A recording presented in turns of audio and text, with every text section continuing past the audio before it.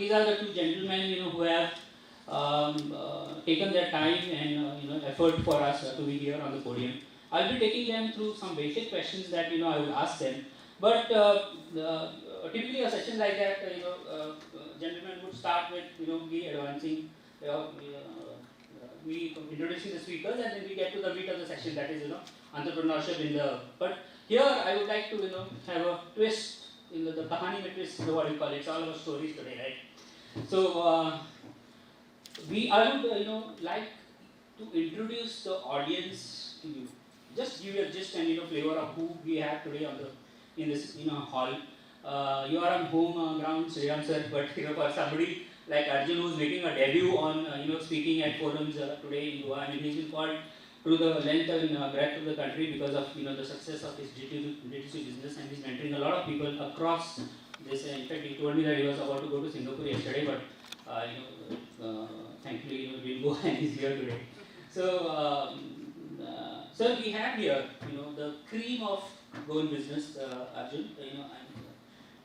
He's a veteran of the Goan industry, so he knows most of them. But we have the cream of Goan business here. Okay, I seated here in the front. You see the doyens of and the leaders of the Goan industry. Okay. Then a little back we have the platoon of the young Indians Goa chapter. They are that pulsating medium who make the events like this happen. Okay, and they have taken the mantle of thought leadership for business for Goa with them. We also have friends out there. I see a couple of progressive grain merchants. I see architects. I see some CAs who have bumped their program today and are here. Thank you guys for being here. Then I see some progressive architects. I see a gynecologist, as I mentioned, and a lot of the cream of and from various walks of life. There are doctors here, engineers, chartered accountants, architects, IT professionals, academics, media people. And but why are they here? For one, the speaker spoke of romanticism earlier in that in the earlier session, right? And like they say in the Hindi movies, like जवानी भी क्या किसी कोई कहानी नहीं. So every one person here has that kahani in him, and that kahani is of entrepreneurship. So each individual here, when they go back to their offices, is an entrepreneur here. And they are here because for the last 3 years, they have seen what happens here in this room. The sparks that they take back, they turn into fireballs, they take back, to their homes, to their offices, and that is what then keeps them going, reach those higher. Each one of them, is a leader in their own right, in their own domain, but still they come here to learn from people like you. Okay. So that is, I believe, enough for the introduction of the people who are here, including you two. So I think I'll take my seat there, and I think we'll begin with you, Arjun. People at the back, are you able to see us on the screen there? Yeah, comfortable, right? So Arjun, how many? 6 decades of 6 generations of Ayurveda in the family, and but you went for a BA honors in economics, to Brown University in the USA, but still came back to Ayurveda. Can you take us through, how the Dr. Vaidya's Ayurveda story unfolded, for you? So I'll tell you a funny story about my degree as well and what happened when I chose economics. So yeah, I think it's amazing to be here, and as Ram Madhavji said, it's the first time I'm here. It's not for pleasure, and so I'm very happy to be here for that. I'm going to be in Goa next weekend and the weekend after, but not for an occasion like this. I also wanted to talk about the persuasiveness of the team that organized this event. I do travel a lot for work and for events, but my wife is in her 8th month of pregnancy, and so I stopped traveling completely. But I'm leaving later today, but I have to make it for this event because of what they've organized and the effort they've put in. I'll talk a little bit about my story and how we got here, right? Because my family's legacy and what my family had been doing for a long time eventually led to what I did, but also as a personal story as well. So my name is Arjun Vaidya, and Vaidya, my last name, means Ayurvedic doctor. As Rupesh said, I come from a legacy of 150 years of Ayurveda in my family. The legacy of our business was not a business. My great-grandfather moved from Gujarat to Bombay, went to the big city, tried to sell his Ayurvedic medicine or talk about Ayurveda. That time, when he came to India in the 1920s, allopathy ruled the roost. Everything that was Indian was considered substandard, and everything that was Western was considered good. He struggled, like most stories. It ended with a moment where he had no money left and he had to go back. He was going to go back to Molbio in Gujarat, where we're from, and he was given an opportunity to heal an influential lady in the area where he was living. And he said, look, I have nothing to lose, so let me try this. Fortunately for him, he was able to heal her in 3 days. And the lady was so thankful that she gave him an office space on the first floor of a building, which is the start of the journey. He had his first clinic. In the 1950s, my grandfather graduated from college. As was customary at the time, he did what his dad did. So he went to medical school, became an Ayurvedic doctor, and then by 71 took on his father's practice. In the 80s and 90s, he became a very successful Ayurvedic doctor. My dada was a man who cared for service. He never charged for a consultation because he didn't want income trying to prevent people from coming into his clinic. That's something I took forward later. But he never cared for business, sales, distribution, marketing, or strategy. My dad graduated from college and he wanted to build a brand. So he convinced my grandfather in the late 80s to do a TV ad for a product called HerboFit. My dad did the TV ad, lost money for the first time in his life. Doctors don't lose money, they only make less or more money. So my dad told him, look, either you work with me in my clinic or you go and do what you wanted.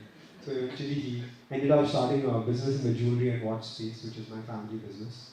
But I grew up, when I was born by age 2, I suffered from juvenile bronchitis. I grew up with pumps, nebulizers, inhalers, steroids. I was the only kid who, at that time, and today's birthday parties don't have it, but when I was growing up, Coke, Limca, Fanta and Sprite, I was the only kid who wasn't allowed to have any of that. I wasn't allowed to have ice cream growing up as well. I remember having ice cream for the first time when I was 13 years old. Went to Baskin Robbins on a Sunday with my parents, waited till the vanilla ice cream melted so it wouldn't jack my throat. But more than this, actually, I'm a crazy cricket fan. You can see the phone cover has such jersey at the back. And so I played cricket.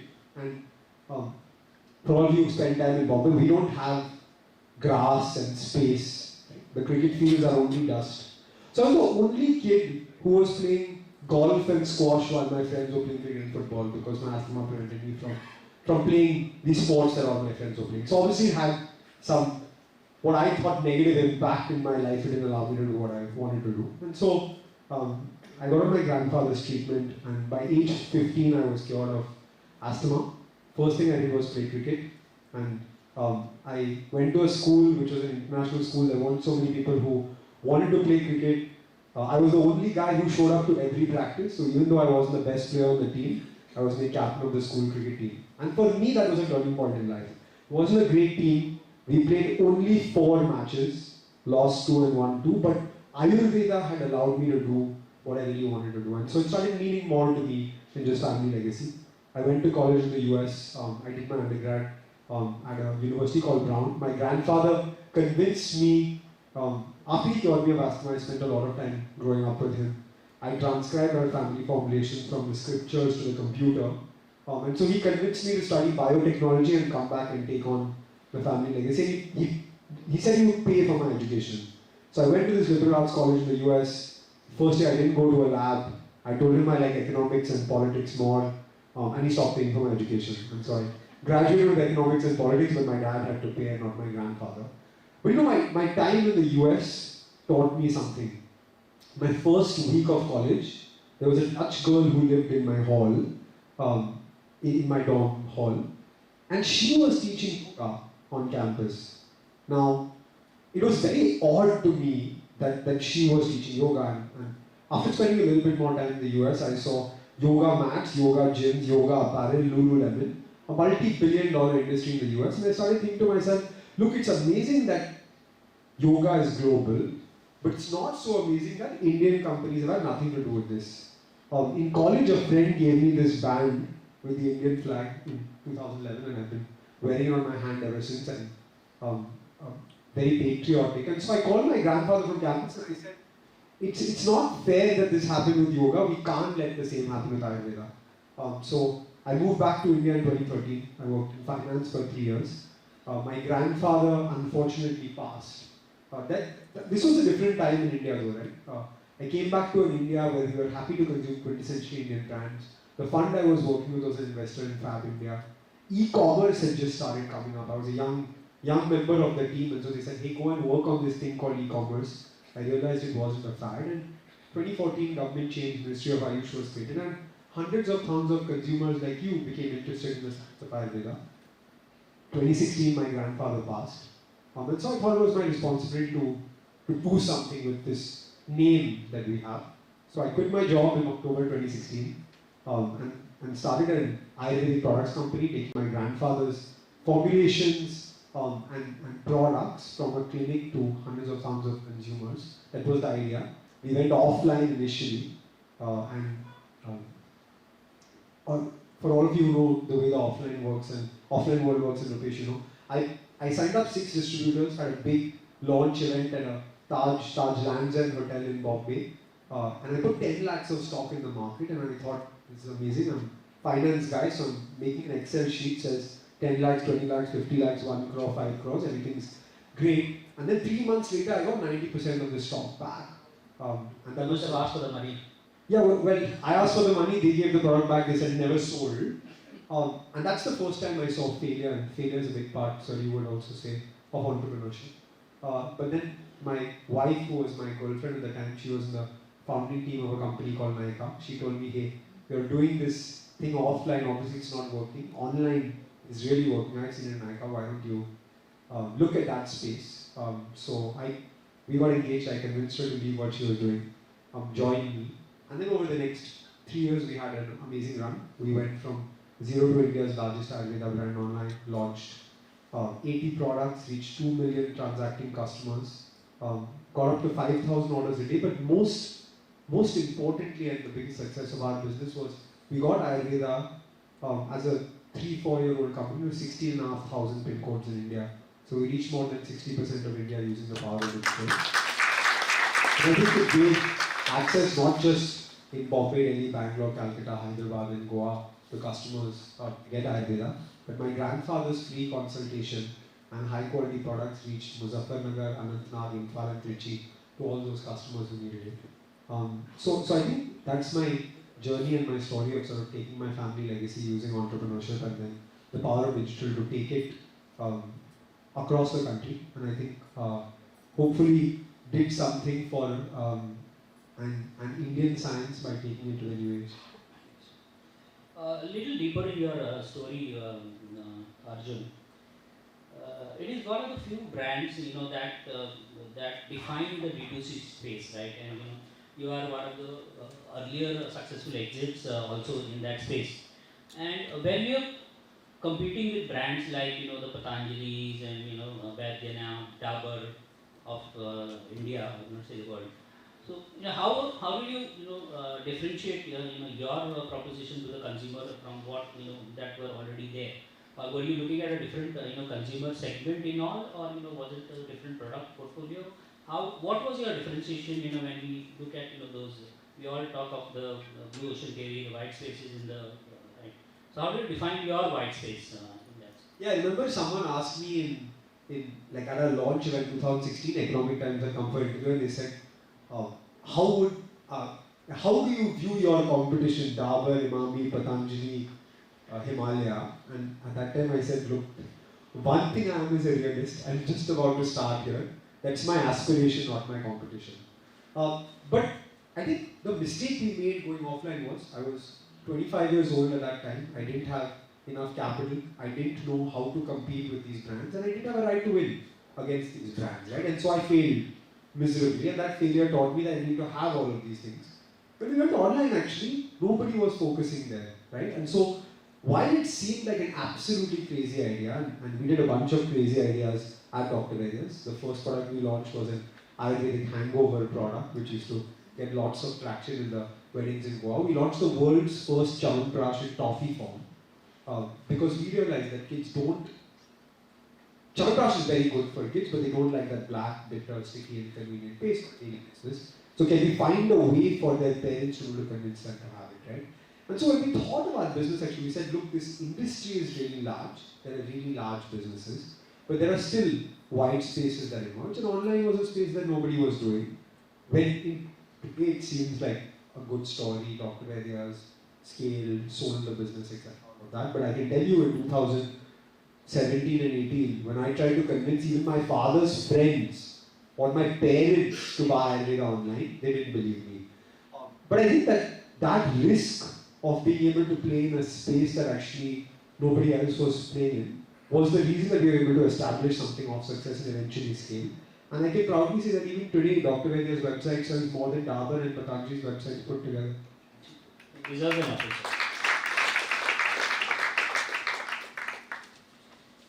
Sir, I would. You are a veteran, as I said, of the Goan industry. I mean, you had a very good stint earlier with Pvt.Ltd, and after your exit from there, now you are doing such phenomenal work with Molbio.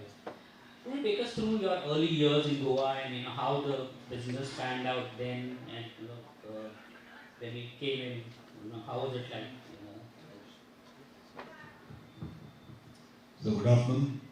I think most of the people know me, and I know most of the people here. But yeah, that's because I've been in Goa for 33 years now. So I came to Goa in 1990, and that's the start to the first company. And before that, I was working in a different company, and other two partners in Chile were in different companies. But we had met long back in one of the first companies and became friends. And at that point of time when we started Tulip, all of us were in the same business only, but working for different companies. So we said, why don't we get together and start something of our own? And at that time, everything in India was imported. There was nothing from within India at all. And so we said we should probably reverse this trend, because most of the products that were getting sold, even in the healthcare sector, it was all what was good for Europeans and the American kind of situations, and nothing really focused on Indian requirements. So we thought that's where we should come in the picture and try to create products which are more relevant to India, look for conditions which are more important for India, and start making diagnostic tests for those. That was a driving factor. And the question was where to start from. I was at that time based in Delhi. My other two partners were in Bombay. So we were looking at different places. So we went to Pune. Those days Pune was not a great place, and a lot of issues there. Most of Pune was actually unauthorized, and everything was illegal there. So we said we were not very comfortable there. So then we had a common friend in Goa. I said, why don't you come and have a look at Goa? And I had never been to Goa at that time. So came to Goa, spent 3 days only roaming around, doing nothing else. But met a lot of people. And at that time, Goa was an amazing place. I mean, it's still an amazing place, but it was like a dream place at that time. From the point of view that everybody was so welcoming, so nice, and absolutely no expectations. Absolutely zero. Nobody expected anything, but they just wanted to help you, wanted to make sure that you are comfortable and go out of the way to do. I'll give you a simple example. Our products come under the FDA, Goa FDA, and that director FDA was Dr. Costa Frias. So when we went and spoke to him about our project, he was very impressed. We said, no, I really want you to come here because we want good technologies to come to Goa. And we had to find a place to start operations with, but we don't know anything here. So we had given an ad in the papers, so there are some leads. So that weekend, for 2 days, Dr. Costa Frias came with us and went to all the places. Director of FDA. It's unimaginable right now. I mean, Delhi, Bombay, you can't even think about it. He actually came with us and spent 2 full days with us. In fact, on Sunday evening, around 4 o'clock, he said, if you don't mind, can I take leave now because today is the wedding anniversary. I mean, you can't forget this kind of people in your life, right? I mean, just imagine. So that we just got bowled over. So there's no way we are going anywhere else. This is the place that we want to be. So, and for us, it didn't really matter where we had our manufacturing, because the market was all India and global. So not really specific to Goa. So it was absolutely fine. Of course, it was not that easy those days to start business in India. Although starting a business itself was very fast. All the licenses came through like a zip. But there are a lot of other limitations. Logistics was a limitation, communications was a limitation. To even get a phone connection was like a big task and all that. But didn't really hamper our activity too much. We improved quite well. So actually, as I said, started in 1990 and we grew the company. We started with about 13 people on board and that includes manufacturing, sales, everything. But we were very clear that from day one we wanted this to be all India operation and also that we will be an exporting company. So we kept our quality standards very high and completely developed our own products, completely 100% Indian, no imports whatsoever. And that's how we went ahead with the tulip. But with tulip we grew very organically over a period of 27 years before we sold it. Tulip was one of the biggest diagnostic manufacturing companies in India and we had grown our staff strength to about 1,200 by that time. And we had grown from 20 lakhs to about 220 crores. You exported also quite a lot from here. And we are also the largest exporter of diagnostics from India at that time. And for a diagnostic industry, that was pretty big. Right? And so, it did fairly well. And we did a lot of work in Italy. So we innovated a lot. We developed a lot of products of our own. It's totally different to what other people are doing. So pioneers in a lot of things. And so Tulip went on and everything was fine. But only that one of the partners, Dr. Naik, retired, so we had to find an exit for him. In the meanwhile, I wanted to start a molecular diagnostics activity. In Tulip, we were doing everything in diagnostics excepting molecular.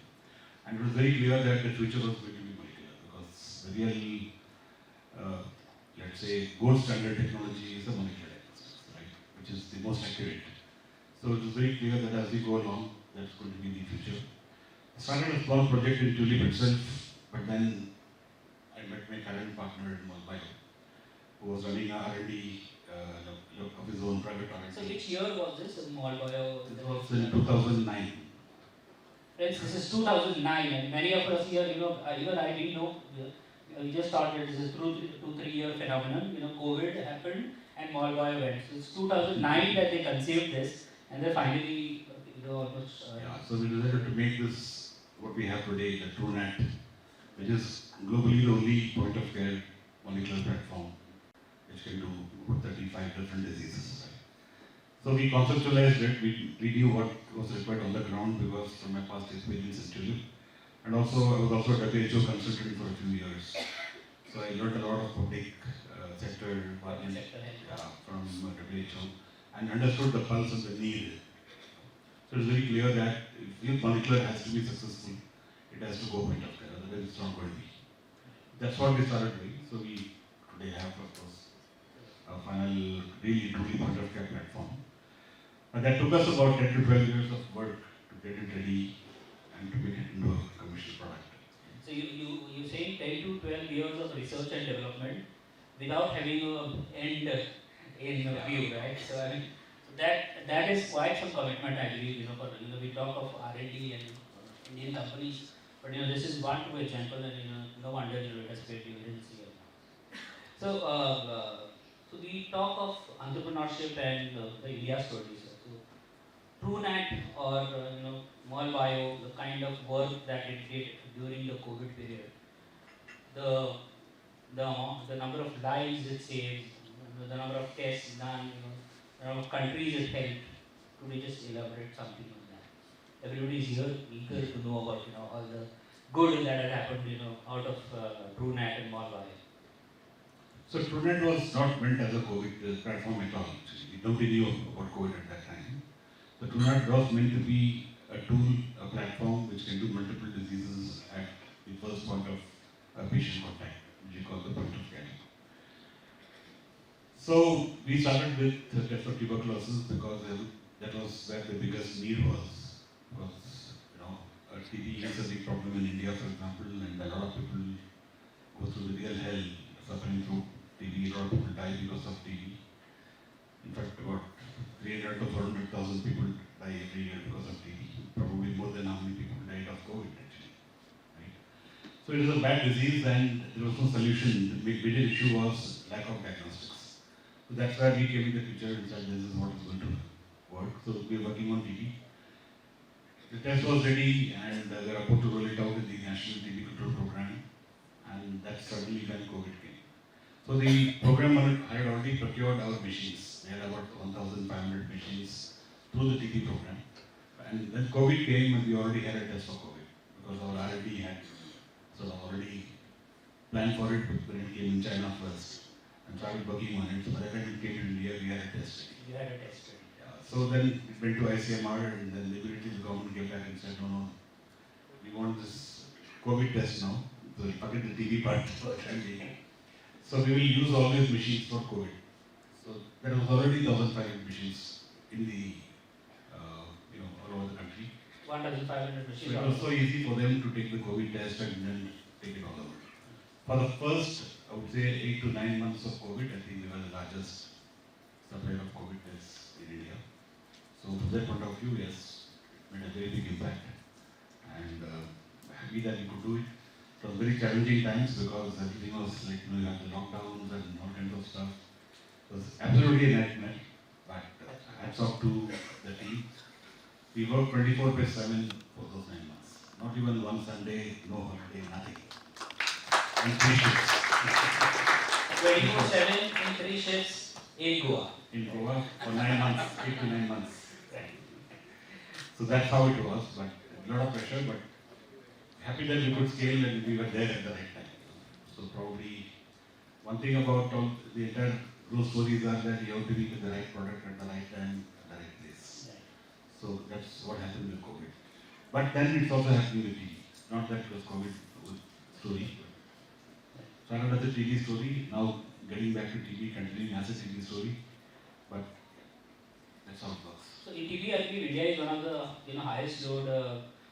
They declare this list of high load countries, and India features in one of them, right? So, what is the plan for TB in India? Like when we talk the India story, healthy India, how TrueNet or Molbio is going to contribute to that? 2025 is the date I believe the PM has given that we want to be TB free. I mean, doable, not doable. What is your? Just like it's like studying targets, as discussed earlier. So, as PM, he is studying targets. Right? So that is what is moving everything. Will it happen? Definitely it will not happen by 2025. It's just 2 years away, right? After 3 years away. That's not going to happen. But yes, that's making everybody work, everybody going into a direction. So it will happen sooner than otherwise what it would have happened, right? So that's fine. But the TB situation even today is very bad. In fact, after COVID, it became even worse because all these TB patients did not get any attention. So the average TB positivity rate in the people who come to the TB program was about 12%, and post-COVID, it went up to, so in some cases, it went up to 40%. So it's pretty bad. So now the program has got alarmed, they have started back activity again. So India is the top TB country in the world, both in terms of number of TB patients as well as in terms of number of people who die of tuberculosis. So we have the world, 22% of the world's TB is in India, then China, then South Africa, Indonesia. These are all the high TB burden countries. But India is leading the whole thing in terms of TB. So the government is very aware of that and they know that it's a major task and they have to figure it out. That's why PM has taken it as a mission by himself and setting these targets. So clearly the gap was for a long time the technology that was used for diagnosing TB. So that is a technology called mere microscopy. This technology is about 150 years old and that's what was being followed not only in India but all the developing countries that are following this called DOTS program. Right. But this microscopy is only 40% sensitive. 40% sensitive. So about 100 people come with TB, you only pick up 40. The other 60 are told that they don't have TB. And then they go So they go and give TB to so many people. So that's why in spite of all the interventions which happened in the last maybe 3 decades, TB didn't come down only because of this reason. So that's why a molecular test becomes important. That then your accuracy levels goes up to 99%. So you almost pick up everybody at very early stages. And that's the only way you can actually, first of all, treat people properly, prevent this deaths and fatalities and everything, but also curtail the spread of the disease. So unless you pick up people early and put them on treatment, they'll keep on giving this infection to other people, right? So cutting transmission is the only way you can eliminate it. So now the Indian National Program, for example, has decided that they will replace the microscopy completely with a molecular test. And today, TrueNet is the only platform which can do the job, because all these molecular testing has to happen at primary centers, what are called the microscopy centers. And these centers are absolutely just one small room, maybe with a leaky roof, one table kind of places. They can't do anything. But that's where TrueNet can still work. That's how it was designed, right? So TrueNet is the only solution for them. So the TB control program is already implementing it. The next 2-3 years, they want to cover all the blocks and all the primary centers. So right now the program is very active. So going very at a breakneck speed, I would say. Thank you, sir, for all your efforts. Arjun, I believe you are also, doing a lot of nation building. You are, going to all the tier 2, tier 3 towns of India and, speaking about startup. You are a venture capital investor yourself. You told me that you personally invested in about 28 companies, and through the fund that you're managing about 5 odd companies. Please take us through what is happening in the startup ecosystem in India. Maybe of course, we discussed the 7 locations there which are already booming. Okay, we know what is happening there, but what is happening in Bharat? Okay, of startups. Yeah, so look, I think it's a very general question, but something which I guess none of us can keep away from, right? Because when I started in 2016 or 17 and I was starting a company, I remember my mom also saying, you left a job that's paying you 30 lakhs per annum. It's a very prestigious job, and now you're starting this company, and what if nothing happens, right? And obviously, at that time, startups were not mainstream. Doing something on your own was not mainstream. I think 5 years later, the world has changed, right?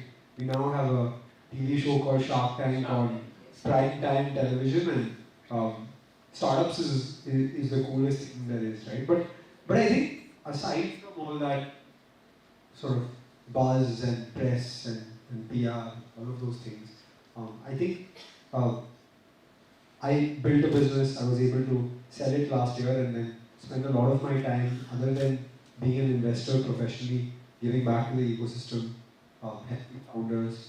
I now invest actually in 78 companies as an angel, but also teach e-commerce. So I teach India's largest cohort-based course on D2C and e-commerce, because lots of people ask questions on how to build businesses. What I can say, and I've been to more than 10 sort of non-metro cities to talk about entrepreneurship and startups, and I'm so impressed with where we've come in the last 5 years, right? While we talk about 100 plus unicorns, we're talking about all of those news articles and press and all of that, I think if you go one layer deeper, and I think Sir is coming from a time when there was absolutely zero, right? When starting a business was the scariest thing in the world.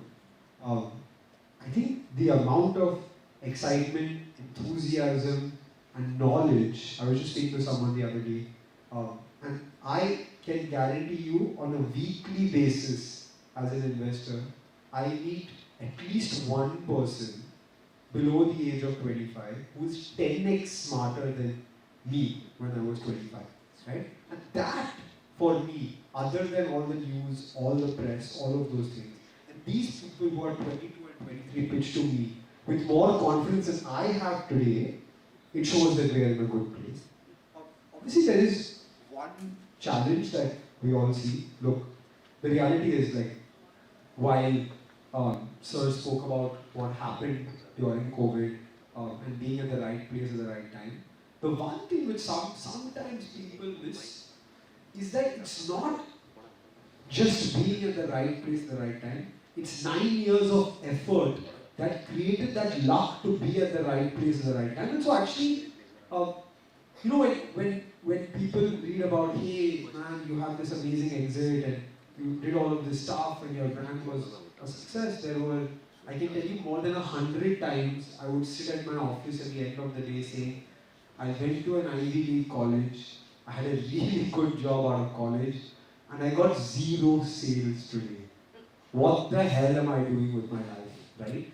And I think that part of the rigor, of the intensity, of the failure, of the for all the cricket fans out there was a very famous series called the Desert Storm series where Sachin scored these amazing hundreds against Australia. The theme song of that series was a song by this group called Chamba Wamba, which was famous in the 90s. And the main line of the chorus was, I get knocked down, but I get up again, and you're never going to keep me down. Right? And I think that is sort of the hallmark of entrepreneurship. That's something that all of us need to put out as a message. And only once that message goes out and we talk enough about failure and put that out there, will the rigor of entrepreneurship really be known. But I think from a macro perspective, I would say India is in a much better place than it was when I started. And so I'm very excited. So I will continue with you, Arjun. A lot of entrepreneurs here in the room, okay? We have a hotelier, we have, like I said, a grain merchant, we have a FMCG distributor, we have a cashew manufacturer whom you met earlier. So B2C as a science, let me call it that now, okay? Now when we did our marketing back in MBA college, we were taught the STP, the segmentation, targeting, positioning, and the 4 Ps, and the brand equity, the consumer behavior and all this. So what are the fundamentals of B2C that, if you could briefly, just summarize that, we need to look at today, I know you run you are helping all the startup guys by, having a course on that and, you are mentoring them. But, if briefly in a couple of minutes, what are the key things that we need to look at, when we go D2C?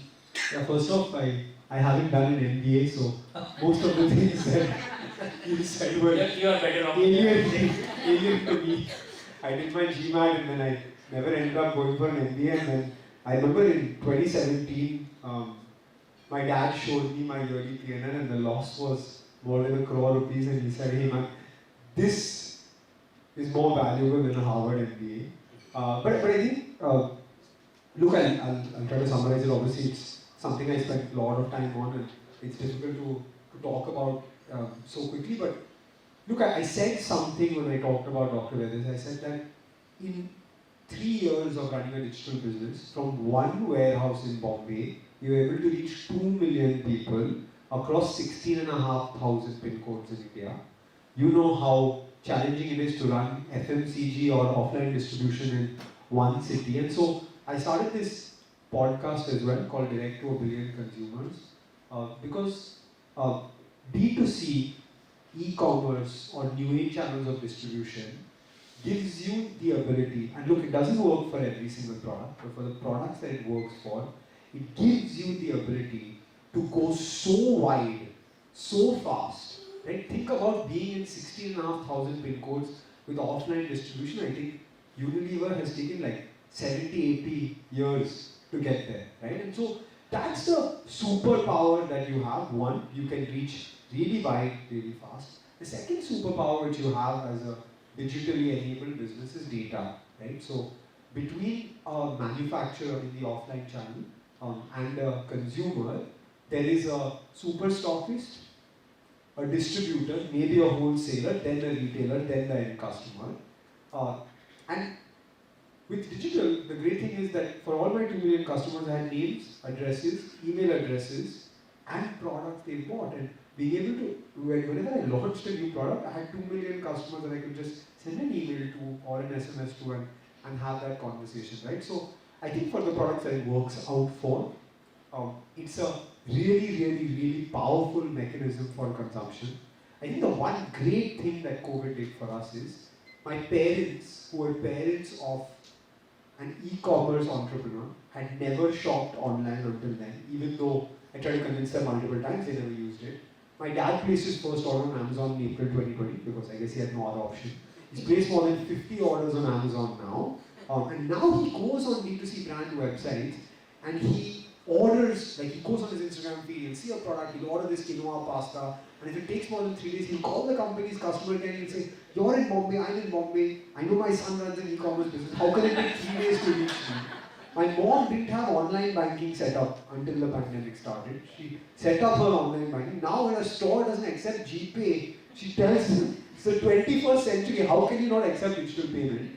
So I think the third thing that COVID has given us is a much larger customer set, right? There's millions of consumers who are scared to transact online, who are now transacting online. I think this opportunity is too big to stay away from. I'm not saying offline distribution is bad, I'm not saying offline sales is bad, but for a business like my family business that my parents run in the luxury jewelry and watch space, I, after selling my business, didn't have an office, so it's in my dad's office. And I saw a lot of the customers that would come to his office above a certain age bracket, and I told him, look, this is your customer set. And he said, yeah, that's my customer set because those are people I know, right? So I said, what about the next generation? Because 10 years later when you retire, my brother will have no business to do. And you'd be surprised, but in this business, which has a 5 to 10 lakh minimum product value, they do 20% of their business online. They have people swiping 30 or 50 lakh rupees for jewelry online, right? So the opportunity is too big to say no to. In the world that we live in today, and Mark Zuckerberg laid off 11,000 people saying that I overestimated the online opportunity. I'm not saying that the world is only online and run away from offline. That's what I would say last year, and I know I'm wrong about that. But this opportunity is too large to say no to or let go of because of the various advantages it has. And so I urge everyone here to at least explore it. If not, run your business through it, at least start consumption to understand the channel. Yes, the consumer expert that you are. Sir, this question to you, okay, and I know, we have wonderful audience here, about 100 entrepreneurs packed in this room. They will all have their set of questions and are itching to, better their performance of the last session of, asking questions. So one last question to you, sir. We talk of Amritkal, we talk of, being a Vishwaguru. You have a world-beating technology already in your kitty. Two things I would like to know from you. Okay. How does it feel, that, yes, here I have pioneered, something, that now I can give to the world. You are already in the African countries and you are, thinking of going to the US next year, right?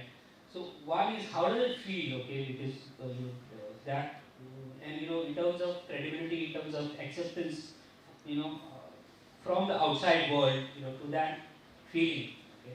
And secondly, in practice, where you see TrueNat going in the coming years? Yeah, it's a hard work, but it feels nice. Going global is not very easy, especially with an Indian brand and an Indian name, so it takes a lot of time. Well, even in India, when we started, to sell an Indian product in India was a big issue because everybody would compare with an imported product. And they'll say, Indian product maybe, kind of stuff. So all this takes a lot of time, you have to build a lot of evidence, convince a lot of people. So once you go through this painful process, once people start seeing the impact of what your product, for example, then things change. So today at the global level, that's what is happening.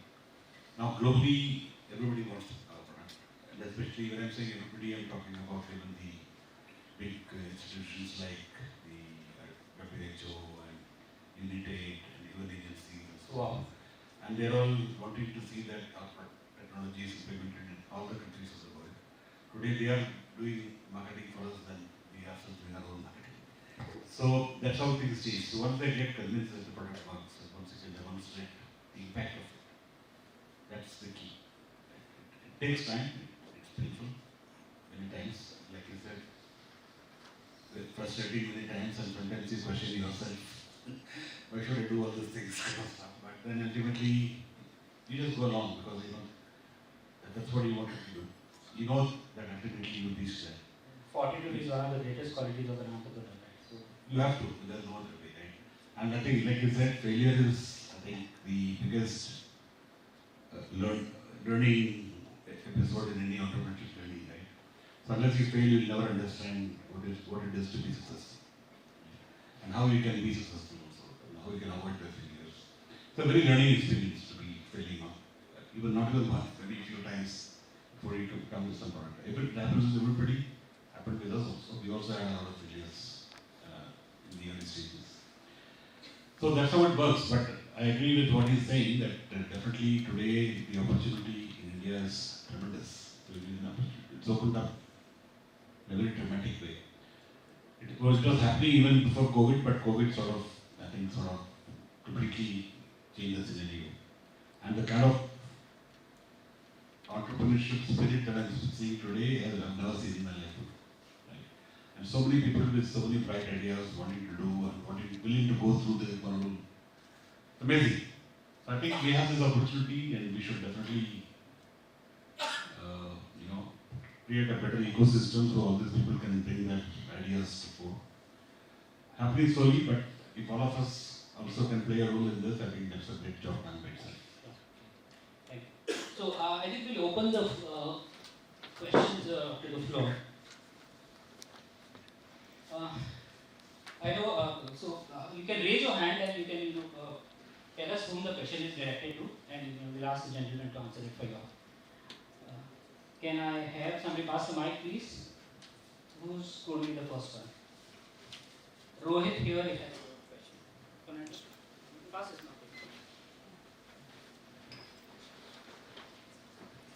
My question is to Arjun. Arjun, for a company which is trying to sell online, first it always tries to sell it on the websites like marketplace, like Amazon or Flipkart. What is the right time for it to move to its own website? And my second question is, there is perception that online buying is discount buying. Is that going to change in the near time soon? And are there any companies which has been very successful and not positioning it as a discount? Sure, yeah, I think it's two very good questions. I'll take the first question on channel, right? So I used to say earlier that be on your own website from day one because you get the data. And that's what I said to everyone last year. I think this year, because of ad costs and marketing costs increasing, I say that go the marketplace route first. But actually running your own website today is so much easier than running your website when I started, because you have all of these tools, right? And we were talking earlier today about tools like ShipRocket. I didn't have that when I started. So it's not so difficult to run your website. Just open your mind to say, I'm going to give this a shot. Because for everything, including warehouse management, order management, shipping, logistics, CRM, WhatsApp automation, marketing automation, you have tools available. It helps to have your own website because you want the customer. So if you want to get a flavor, you may start with marketplaces. But if you really want to be in the business and own your customer, I'd say definitely use your website as the channel. And on the discount buying, actually, so I was chatting this morning with an entrepreneur who runs a brand called Nicoba. I was talking to Rahul in the morning. That brand has never ever gone on discount, ever, and does a sizable business online. I think even doctor areas, you think about it, right? I was not there to sell buy one, get one free on medicine, or 30%, 40% discount on medicine. There are places like Trend where you get 70% discount, but as an entrepreneur, you have to be rigid about saying that's not what I want my brand to be. Maybe for 2 hours I'll give a discount to bump up sales or to liquidate stock, but it's a decision you take like you take in the offline channel. Obviously, if you go on Amazon and you ask them what should I do, they'll be like, hey, launch a new product or give a discount. That's what they're trained to say, right? But there are enough brands who are rigid about not giving discounts to safeguard their brand, and you can take that position and be successful with it as well. I mean, if you look outside of India, actually, lots of luxury products at very high values are sold online and all without discount. Anyone else? Treat it as we have time only for 2 questions. Yeah. So I think Aditi there. Yes.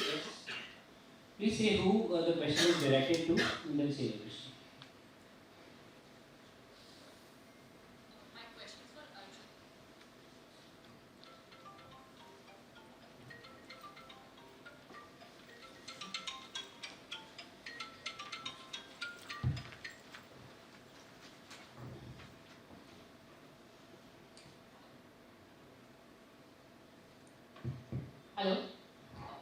questions for Arjun.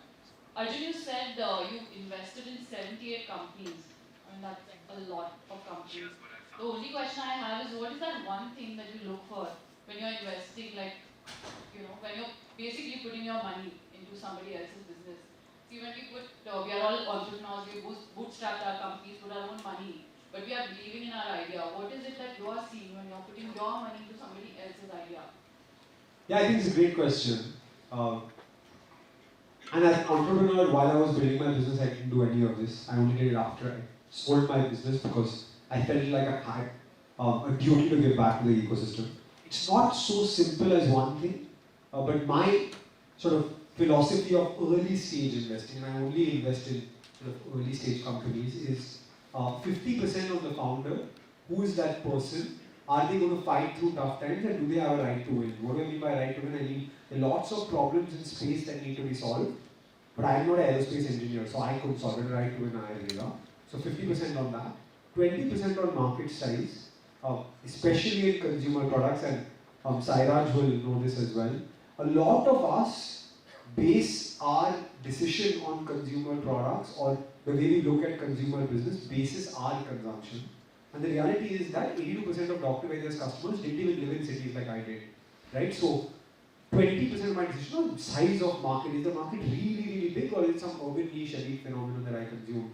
And so, of all the investments I've done in consumer brands, I consume 0 of those products on a daily basis, right? And the third one would be the typical whatever investors talk about, right? Which is business and economics, so team, revenue growth, sales, contribution margin, bottom line profile, who's the team behind it, 30% on that. But the biggest index would be founder for sure in early stage. One last one, yes, gentleman there.